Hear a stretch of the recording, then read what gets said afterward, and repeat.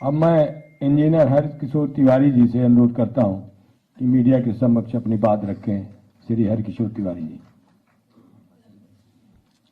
आदरणीय राष्ट्रीय अध्यक्ष जी, यहाँ के ऑफिस बीयर्स और हमारे साथ ज्वाइन कर रहे राणा जी, कश्यप जी और सभी मीडिया के साथीगण और दूर दूर से आए हुए हमारे सभी ज्वाइन करने वाले साथीगण।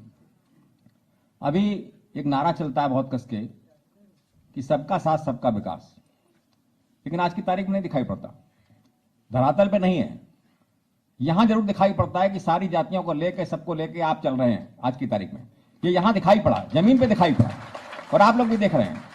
बदनाम यहां करते हैं, करते खुद हैं वहां। तो ये परिस्थितियां आज की तारीख है जिन्हें आपको समझना पड़ेगा। आज की तारीख में लोगों को बताना पड़ेगा। हम लोग इसीलिए जुड़े हैं कि कुछ आशा हम लोग को दिखाई पड़ी है और मैं समझता हूं कि 5 साल का अनुभव मुख्यमंत्री कार्यकाल का, जितने मुख्यमंत्री के दावेदार हैं, किसी को आज की तारीख में नहीं जितना अखिलेश जी राष्ट्रीय अध्यक्ष जी को आज की तारीख में। आज की तारीख में हम उसमें ऊंचे हैं। तो मैं कर्मचारी यूनियन से जुड़ा हुआ हूं, 15 सालों से अध्यक्ष हूं और सरकारों से बहुत लड़ने का हमारा काम रहा है। जीवन भर में लड़ा हूं और अब तमाम सारी बातें मैंने मनवाई भी है सरकारों से, चाहे नक्सी के घेराव हुआ हो, चाहे विधानसभा के घेराए हुए हो, लाखों की संख्या में हम लोग घेर लेते हैं। तो हम लोगों ने देखा कि अभी मैंने सूचना का अधिकार मंगाया। आपके ये जो आयोग बना हुआ है यहाँ पे उत्तर प्रदेश का, जो नया बनाया इन्होंने, इसमें 4 वर्षों में, आदिवासी चयन आयोग में 4 वर्षों में 40,000 की भर्तियां हुई। 4 वर्षों की बात कर रहा हूं और कहने को इन्होंने 4 लाख 4.5 लाख नौकरियां दे दी। ये कागज बोल रहा है, मैं नहीं बोल रहा, इन्हीं का कागज। यहां तक बात गरीबों की है, इनकी है, क्या नाम आपके ये लोग ये आउटसोर्सिंग पे लगे हुए हैं। हमारी बेरोजगारी की बात है तो बेरोजगारी इतनी बुरी हालत में है कि इनका शोषण कर्मचारियों का और इनका सबका, जो हमारे नौजवान हैं उनको 6,000 रुपए में नौकरी नहीं मिल रही है। जहां मिलती है वहां 11 महीने के बाद उनको निकाल के बाहर कर दिया जाता है। आप कल्पना करिए कि कोई व्यक्ति लगा दिया जाए नौकरी में, किसी नौकरी में लगा दिया जाए, बच्चा हमारा लग जाए और उसके बाद 10 साल नौकरी कर ले और उसके बाद निकाल के बाहर कर दिया जाए, क्या आत्महत्या नहीं करेगा? वो किसी लायक रहेगा क्या? वो ये भारी संकट आने जा रहा है हमारे समाज के साथ में, जो हमारे बच्चों के समाज में आ रहा है। जो हम सोचते हैं हमारा बच्चा पढ़ के बड़ा आदमी बनेगा, सरकारी नौकरी लगेगी, वो कहीं लगने नहीं जा रही है। सारी नौकरियां समाप्त कर दी सरकार ने और उसके बाद में सारा आउटसोर्सिंग पे 6,000 रुपए पे ठेकेदारों को ठेका दे दिया। अभी आप देखिए कि तमाम सारे बड़े बड़े उद्योगपति अपने आ रहे हैं। जैसे ईस्ट इंडिया कंपनी आया करती थी, वही रूप आ गया, उसका नाम बदल दिया गया। मैं बराबर कहता हूं इस बात को कि ईस्ट इंडिया कंपनी जैसे लोग तमाम सारे पैदा हो गए, जो आपका शोषण कर रहे हैं, वहां से कुछ रुपया मिल रहा है, आपको कुछ रुपया दे रहे हैं और उसके बाद आपको निकाल के बाहर कर दे रहे हैं। अभी एक योजना थी हमारी जिसमें कि हमने कर्मचारियों के प्रति कैशलेस इलाज के लिए बात की थी। कल्पना करिए कि कोई व्यक्ति लगा दिया जाए नौकरी में, किसी नौकरी में लगा दिया जाए, बच्चा हमारा लग जाए और उसके बाद 10 साल नौकरी कर ले और उसके बाद निकाल के बाहर कर दिया जाए, क्या आत्महत्या नहीं करेगा? वो किसी लायक रहेगा क्या? वो ये भारी संकट आने जा रहा है हमारे समाज के साथ में, जो हमारे बच्चों के समाज में आ रहा है। जो हम सोचते हैं हमारा बच्चा पढ़ के बड़ा आदमी बनेगा, सरकारी नौकरी लगेगी, वो कहीं लगने नहीं जा रही है। सारी नौकरियां समाप्त कर दी सरकार ने और उसके बाद में सारा आउटसोर्सिंग पे 6,000 रुपए पे ठेकेदारों को ठेका दे दिया। अभी आप देखिए कि तमाम सारे बड़े बड़े उद्योगपति अपने आ रहे हैं। जैसे ईस्ट इंडिया कंपनी आया करती थी, वही रूप आ गया, उसका नाम बदल दिया गया। मैं बराबर कहता हूं इस बात को कि ईस्ट इंडिया कंपनी जैसे लोग तमाम सारे पैदा हो गए, जो आपका शोषण कर रहे हैं, वहां से कुछ रुपया मिल रहा है, आपको कुछ रुपया दे रहे हैं और उसके बाद आपको निकाल के बाहर कर दे रहे हैं। अभी एक योजना थी हमारी जिसमें कि हमने कर्मचारियों के प्रति कैशलेस इलाज के लिए बात की थी। पिछली सरकार में माननीय अखिलेश यादव जी मुख्यमंत्री थे और आलोक रंजन साहब थे, तो इन्होंने उसको माना। इन्होंने कहा नहीं, ये आपको मिलना चाहिए। उसमें जो इलाज होगा हमारे कर्मचारियों का, वो कहीं भी आप करा लें पूरे प्रदेश में, पूरे देश में, उसका रिम्बर्समेंट अपने आप सरकार से हो जाएगा। ये एक नीति बनी, कैबिनेट से पारित हुई, लास्ट कैबिनेट में आपसे हुई थी वो और पारित हो गई। हमने सोचा था ये हो जाए, कर्मचारियों के बहुत बड़ा एक उनका वो था, सपना था, जो मैंने देखा था, वो उनका हो गया। इसके बाद ये सरकार बनी, इन्होंने उसका नाम रख दिया पंडित दीनदयाल उपाध्याय कैशलेस योजना और उसके बाद आज तक 4.5 साल में मैं चिल्लाता रह गया, वो योजना सड़क पे नहीं आ पाई, उसको रोक दिया गया।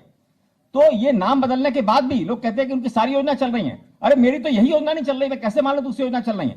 तो ये स्थितियां आज की तारीख में है। तो हम चाहेंगे, आपसे बात भी हुई है, तमाम सारी कर्मचारी समस्याओं पर बात हुई है और उनमें तमाम सकारात्मक चीजें हैं और हम चाहेंगे कि आपकी सरकार जरूर बनेगी, निश्चित रूप से बनेगी। हम लोग उसमें सब में लगेंगे, तो उनके ऊपर भी हम लोग काम करेंगे और जो जायज चीजें हैं वो उनको अवश्य दिलवाएंगे हम लोग बैठ के। तो ये सारा प्रयास हम लोगों का होगा। इन्हीं के साथ आपको बहुत बहुत धन्यवाद। जय सिंह, जय प्रसाद। आदरणीय राष्ट्रीय अध्यक्ष जी से मैं अपने हर किशोर तिवारी जी को, जो कर्मचारी संयुक्त उसके अध्यक्ष हैं, मैं उन्हें भरोसा दिलाता हूं कि हमेशा कर्मचारियों के सवालों पर आपने सरकार को घेरा मदद भी की उनकी। आज आप समाजवादी पार्टी से जुड़ रहे हैं। समाजवादी पार्टी के जुड़ने से न केवल कर्मचारियों का भरोसा बढ़ेगा, बल्कि बड़ी संख्या में जो आपसे जुड़े लोग हैं उनका भी भरोसा बढ़ा है। हम आपको भरोसा दिलाते हैं कि जब घोषणा पत्र बनेगा उसमें तमाम कर्मचारियों की समस्याओं का समाधान कैसे हो उसका रास्ता निकालने का भी घोषणा पत्र में हम लोग शामिल करेंगे। और समय समय पर जब आप कर्मचारियों की समस्या बताएंगे, उन समस्याओं का समाधान कैसे हो, कैसे निकले, उसका भी रास्ता निकालने का काम हम लोग करेंगे। और सभी मीडिया के साथीगण और दूर दूर से आए हुए हमारे सभी ज्वाइन करने वाले साथीगण, अभी एक नारा चलता है बहुत कस के कि सबका साथ सबका विकास, लेकिन आज की तारीख में नहीं दिखाई पड़ता, धरातल पे नहीं है। यहां जरूर दिखाई पड़ता है कि सारी जातियों को लेके, सबको लेके आप चल रहे हैं आज की तारीख में। ये यहां दिखाई पड़ा, जमीन पे दिखाई पड़ा, और आप लोग ये देख रहे हैं। बदनाम यहां करते हैं, करते खुद है वहां। तो ये परिस्थितियां आज की तारीख है जिन्हें आपको समझना पड़ेगा। आज की तारीख में लोगों को बताना पड़ेगा। हम लोग इसीलिए जुड़े हैं कि कुछ आशा हम लोग को दिखाई पड़ी है। और मैं समझता हूं कि 5 साल का अनुभव मुख्यमंत्री कार्यकाल का, जितने मुख्यमंत्री के दावेदार हैं, किसी को आज की तारीख में नहीं जितना अखिलेश जी राष्ट्रीय अध्यक्ष जी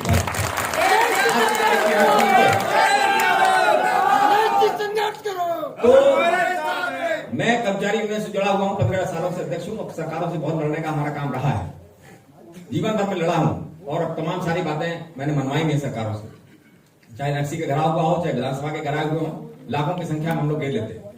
तो हम लोगों ने देखा कि अभी मैंने सूचना का अधिकार मंगाया। आपके ये जो आयोग बना हुआ है यहाँ पे उत्तर प्रदेश का, जो नया बनाया इन्होंने, इसमें 4 वर्षों में आदिवासी आयोग में 4 वर्षों में 40,000 की भर्तियां हुई। 4 वर्षों की बात कर रहा हूं, और कहने को उन्होंने 4 लाख 4.5 लाख नौकरियां दे दी। ये कागज बोल रहा है, मैं नहीं बोल रहा, इन्हीं का कागज। यहां तक बात गरीबों की है, इनकी है, क्या नाम आपके ये लोग ये आउटसोर्सिंग पे लगे हुए हैं। हमारे बेरोजगारी की बात है तो बेरोजगारी इतनी बुरी हालत में है कि इनका शोषण कर्मचारियों का और इनका सबका, जो हमारे नौजवान हैं उनको 6,000 रुपए में नौकरी नहीं मिल रही है। जहां मिलती है वहां 11 महीने के बाद उनको निकाल के बाहर कर दिया जाता है। आप कल्पना करिए कि कोई व्यक्ति लगा दिया जाए नौकरी में, किसी नौकरी में लगा दिया जाए, बच्चा हमारा लग जाए, और उसके बाद 10 साल नौकरी कर ले, और उसके बाद निकाल के बाहर कर दिया जाए, क्या आत्महत्या नहीं करेगा वो? किसी लायक रहेगा क्या वो? ये भारी संकट आने जा रहा है हमारे समाज के साथ में, जो हमारे बच्चों के समाज में आ रहा है। जो हम सोचते हैं हमारा बच्चा पढ़ के बड़ा आदमी बनेगा, सरकारी नौकरी लगेगी, वो कहीं लगने नहीं जा रही। सारी नौकरियां समाप्त कर दी सरकार ने, और उसके बाद में सारा आउटसोर्सिंग पे 6,000 रुपए पे ठेकेदारों को ठेका देंगे। अभी आप देखिए कि तमाम सारे बड़े बड़े उद्योगपति अपने आ रहे हैं। जैसे ईस्ट इंडिया कंपनी आया करती थी, वही रूप आ गया, उसका नाम बदल दिया गया। मैं बराबर कहता हूं उस बात को, ईस्ट इंडिया कंपनी जैसे लोग तमाम सारे पैदा हो गए, जो आपका शोषण कर रहे हैं, वहां से कुछ रुपया मिल रहा है, आपको कुछ रुपया दे रहे हैं, और उसके बाद आपको निकाल के बाहर कर रहे हैं। अभी एक योजना थी हमारी, जिसमें कि हमने कर्मचारियों के प्रति कैशलेस इलाज के लिए बात की थी पिछली सरकार में। मैंने अखिलेश यादव जी मुख्यमंत्री थे और आलोक रंजन साहब थे, तो इन्होंने उसको माना। इन्होंने कहा नहीं, ये आपको मिलना चाहिए। उसमें जो इलाज होगा हमारे कर्मचारियों का, वो कहीं भी आप करा लें पूरे प्रदेश में, पूरे देश में, उसका रिम्बर्समेंट अपने आप सरकार से हो जाएगा। ये एक नीति बनी, कैबिनेट से पारित हुई, लास्ट कैबिनेट में आपसे हुई थी वो, और पारित हो गई। हमने सोचा था ये हो जाए, कर्मचारियों को बहुत बड़ा एक उनका वो था, सपना था जो मैंने देखा था, वो उनका हो गया। इसके बाद ये सरकार बनी, इन्होंने उसका नाम रख दिया पंडित दीनदयाल उपाध्याय कैशलेस योजना, और उसके बाद आज तक 4.5 साल में चिल्लाता रह गया, वो योजना सड़क पे नहीं आता, उसको रोक दिया गया। तो ये नाम बदलने के बाद भी लोग कहते हैं कि उनकी सारी योजना चल रही है। अरे मेरी तो यही योजना नहीं चल रही, मैं कैसे मानूं दूसरी योजना चल रही है? तो ये सभी आज की तारीख में है। तो हम चाहेंगे, आपसे बात हुई है, तमाम सारी कर्मचारी समस्याओं पर बात हुई है, और उनमें तमाम सकारात्मक चीजें हैं, और हम चाहेंगे कि आपकी सरकार जरूर बनेगी, निश्चित रूप से बनेगी। हम लोग उसमें सामने लगेंगे, तो उनके ऊपर हम लोग काम करेंगे, और जो जायज चीजें हैं वो उनको अवश्य दिलवाएंगे हम लोग बैठ के। तो ये सारा प्रयास हम लोगों का होगा। इन्हीं के साथ आपको बहुत बहुत धन्यवाद। जय शंकर। आदरणीय राष्ट्रीय अध्यक्ष जी से अनुरोध है, कादिर राणा साहब पूर्व सांसद जी से वो भी अपनी बात मीडिया भाइयों के सामने रखे। कादिर राणा, समाजवादी पार्टी, कादिर राणा। आदरणीय माननीय मुख्यमंत्री जी, राष्ट्रीय अध्यक्ष माननीय अखिलेश जी, युवाओं के, नौजवान साथियों के दिलों की धड़कन, उन्होंने हमेशा अपने आप को एक हृदय विकास देने का काम किया। मैं बधाई देना चाहूंगा अपने माननीय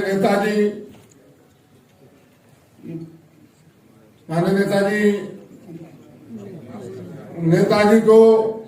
हमेशा उन्होंने मुझे अपने हर कदम पे मुझे उन्होंने दिशा देने का काम किया। माननीय मुलायम सिंह जी ने जो कई बार मुख्यमंत्री रहे उन्होंने, और मुझको बीच में उन्होंने ये भी कहा जब चुनाव मुझे लड़ाया गया एमएलसी का, तो पूरा मुझको डायरेक्शन हर टाइम 4 बजे मुझे दे देते थे।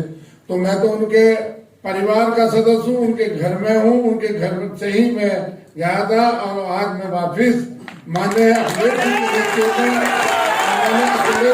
साथ में मैंने पार्टी ज्वाइन करी, विश्वास किया है।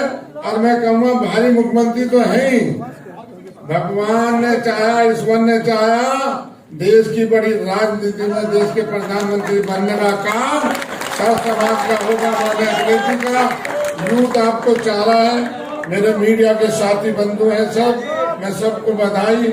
मेरे अपनी पार्टी के प्रदेश अध्यक्ष, मैं इनको भी मुबारकबाद दूंगा।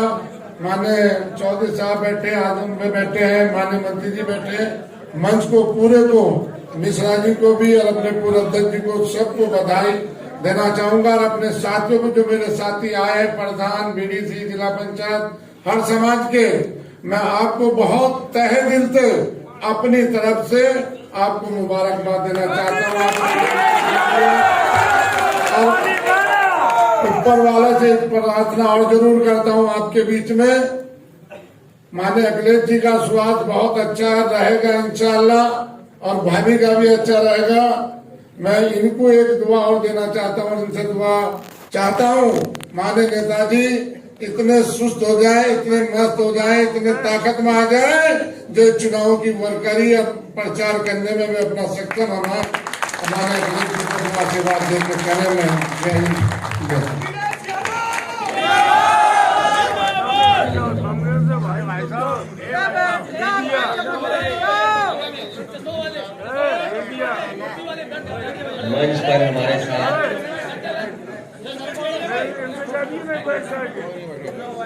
मंच पर हमारे साथ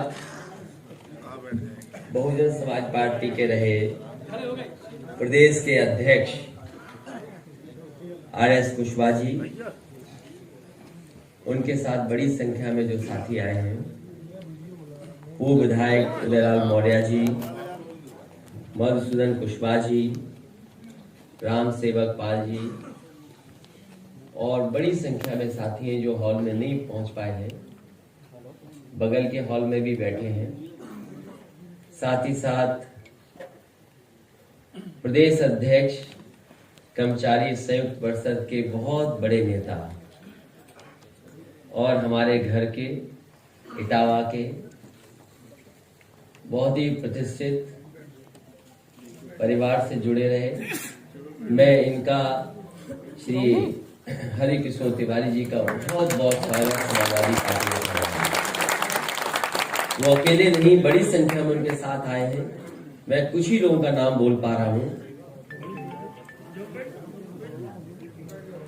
अतुल आक्रोश जी जो बहुत पुराने नेता रहे हैं, आलोक तिवारी जी, भारतेंद्र भारद्वाज जी, इंजीनियर सुरेश कुशवाहा जी, अवधेश नारायण तिवारी जी, लल्ला भैया, और बड़ी संख्या में इनके साथी हैं। मैं सभी साथियों का बहुत बहुत स्वागत समाजवादी पार्टी में, और इस उम्मीद भरोसे के साथ कि आने वाले समय में समाजवादी पार्टी का इसी तरीके से और मजबूत बनाने का काम करेंगे।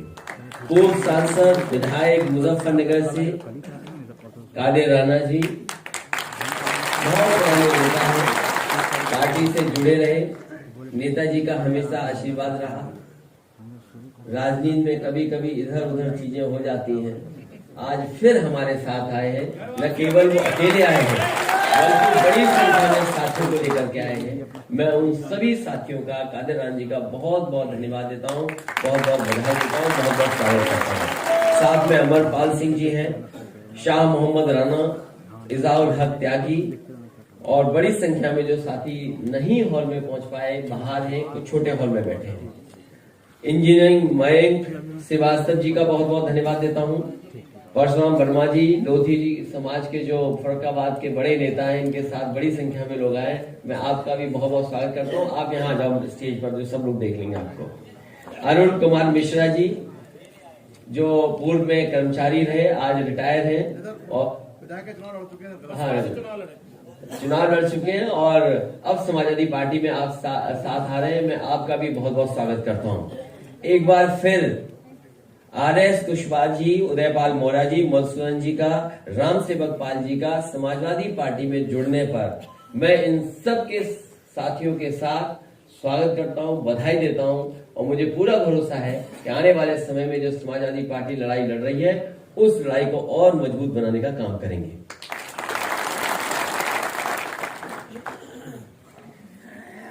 मैं अपने हरकिशोर तिवारी जी को, जो कर्मचारी संयुक्त उसके अध्यक्ष हैं, उन्हें भरोसा दिलाता हूं कि हमेशा कर्मचारियों के सवालों पे आपने सरकार को घेरा, मदद भी की उनकी। आज आप समाजवादी पार्टी से जुड़ रहे हैं। समाजवादी पार्टी के जुड़ने से न केवल कर्मचारियों का भरोसा बढ़ेगा, बल्कि बड़ी संख्या में जो आपसे जुड़े लोग हैं उनका भी भरोसा बढ़ा है। हम आपको भरोसा दिलाते हैं कि जब घोषणा पत्र बनेगा उसमें तमाम कर्मचारियों की समस्याओं का समाधान कैसे, उसका रास्ता निकालने का भी घोषणा पत्र में हम लोग शामिल करेंगे। और समय समय पर जब आप कर्मचारियों की समस्या बताएंगे, उन समस्याओं का समाधान कैसे हो, कैसे निकले, उसका भी रास्ता निकालने का काम हम लोग करेंगे।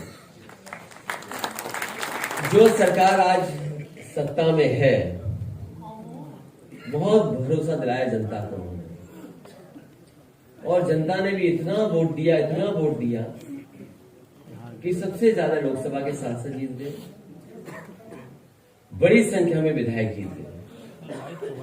और सरकार ने यह दावा किया कई मौकों पर, जब दिल्ली ने यह कहा कि हम भारत की अर्थव्यवस्था को 5 ट्रिलियन डॉलर की इकोनॉमी बना देंगे, वहीं उत्तर प्रदेश की सरकार ने भी कहा कि हम भी 1 लाख ट्रिलियन डॉलर की इकोनॉमी बना ले जाएंगे। महंगाई को लेकर के ये दावा किया गया था कि सत्ता में आते ही महंगाई को रोकने का और नियंत्रण करने का काम किया जाएगा। लेकिन जब आज हम महंगाई को देख रहे हैं, सुबह की चाय से लेकर के और शाम के खाने तक का अगर हिसाब किताब लगाएंगे, और जितनी भी चीजें आसपास दिखाई दे रही हैं, आज उनकी कीमतें बढ़ गई हैं। महंगाई बड़े पैमाने पर बढ़ी है और तमाम हमारे गरीब मजदूर ऐसे लोग हैं, ऐसे परिवार हैं जिनके पास आज खाने का इंतजाम नहीं है, भर पेट खाना भी नहीं खा सकते। आज ये स्थिति भारतीय जनता पार्टी ने पैदा कर दी। और जिस समय ग्लोबल हंगर इंडेक्स के मामले में आंकड़े सामने आए हैं, जो भारत आगे बढ़ रहा था, कहीं न कहीं भुखमरी से लड़ना था जिस भारत को, यहां की सरकारों को वो इंतजाम करने थे, लेकिन वो इंतजाम नहीं किए। आज भारत पाकिस्तान, बांग्लादेश, नेपाल से भी पीछे छूट गया है।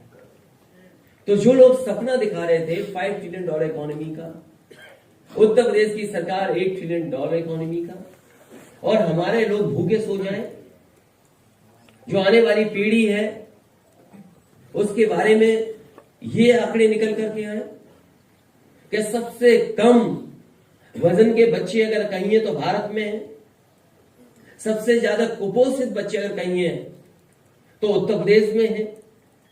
ये आंकड़े अगर आए तो ये आंकड़े इसीलिए हैं कि भारतीय जनता पार्टी के लोग गलत रास्ते पे चल रहे हैं। ये वही सरकार है जिसने कहा कि हम न्यूट्रिशनल वैल्यू बढ़ा देंगे, खाने का इंतजाम अच्छा करेंगे। जो लोग कहते हैं कि गरीबों को हम इतने बड़े पैमाने पे गेहूं, इतने बड़े पैमाने पे हम चावल दे रहे हैं, ये कौन सा गेहूं, कौन सा चावल दे रहे हैं जिससे कि आज हमारे देश के बच्चों का पेट नहीं भर पा रहा। मुझे याद है जब समाजवादी सरकार थी तो बच्चों को हफ्ते में 1 दिन दूध देने का इंतजाम किया जाता था। जो हमारे गरीब लोग थे, समाजवादी पैकेट बुंदेलखंड में और उत्तर प्रदेश के कुछ हिस्सों में जब बांटा जा रहा था, तो उसमें घी, 1 किलो घी, 1 किलो मिल्क पाउडर का भी इंतजाम किया जाता था, जिससे कि हमारे गरीब परिवारों को पर्याप्त तो अच्छा भोजन मिल जाए, न्यूट्रिशनल फूड मिल जाए उनको। मुझे याद है जिस समय मथुरा के किचन का अक्षय पात्र का उद्घाटन हुआ था, जब वहां की संस्था ने कहा कि वो बच्चों को गर्म खाना दे सकते हैं और ऐसा खाना भी उपलब्ध करा सकते हैं जिससे कि बच्चों का स्वास्थ्य अच्छा होगा, खाने की न्यूट्रिशन वैल्यू अच्छी होगी। उसी समय समाजवादी सरकार ने फैसला लिया और 10 किचन और उत्तर प्रदेश में बन जाए। उनका पैसा बजट से दिया गया, लेकिन आज सरकार के 4.5 साल पूरे हो गए। जो समाजवादी सरकार ने लखनऊ में किचन बनाई थी, उसके अलावा उत्तर प्रदेश में कहीं किचन नहीं बन पाई। जो बच्चों को दूध मिलता था, जो बच्चों को फल मिलता था, वो तो बंद किया ही किया, लेकिन बच्चों की पूरी पढ़ाई चौपट कर दी भारतीय जनता पार्टी की सरकार ने। पूरी पढ़ाई बर्बाद हो गई है। आज पढ़ाई का कोई इंतजाम नहीं है। अगर बच्चों का भविष्य ना अच्छा हो और फिर जो नौजवान पढ़ लिख ले उसकी भविष्य की चिंता ना हो, तो ये सरकार में कैसे रह सकते हैं?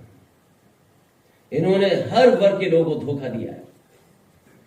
ये नारों में, विज्ञापन में तो अच्छे लगते हैं, और आपने ठीक कहा, ये नौकरियां केवल प्रचार के लिए हैं। सच्चाई में नौकरी नहीं मिली। न केवल उत्तर प्रदेश ने धोखा दिया यहां के नौजवानों को, बल्कि दिल्ली की सरकार ने भी धोखा दिया।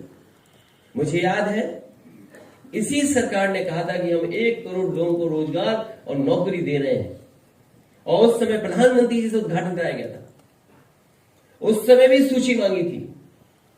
आज भी मैं सरकार से सूची मांगता हूं कि जिन करोड़ लोगों को आपने रोजगार नौकरी देने का काम किया है और सरकारी नौकरी दी, कम से कम सूची तो दिखाएं। वो आंकड़े कहां है, वो सूचियां कहां है, किन लोगों को नौकरी दे दी आपने?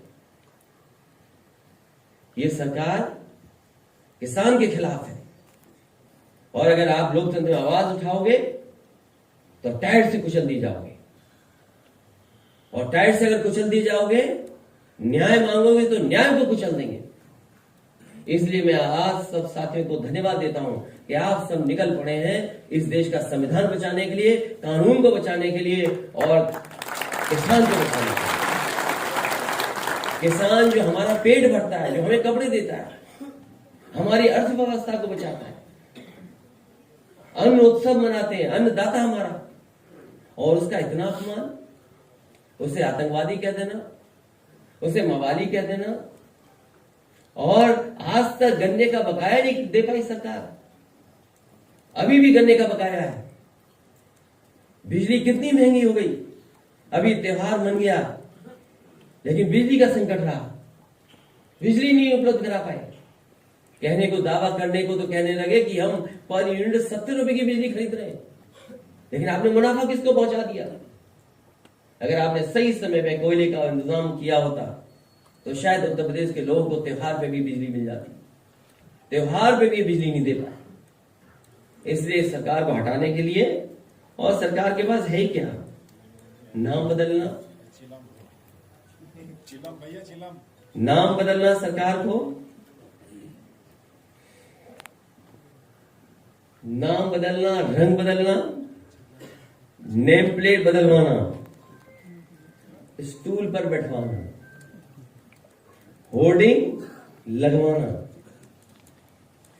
गंगा जल छिड़कवाना, कार पलटवाना, फोटो हटवाना, गड्ढों की जगह जेब भरना, और अकेले में 3x660 super critical thermal plant की बोलने की प्रैक्टिस करना।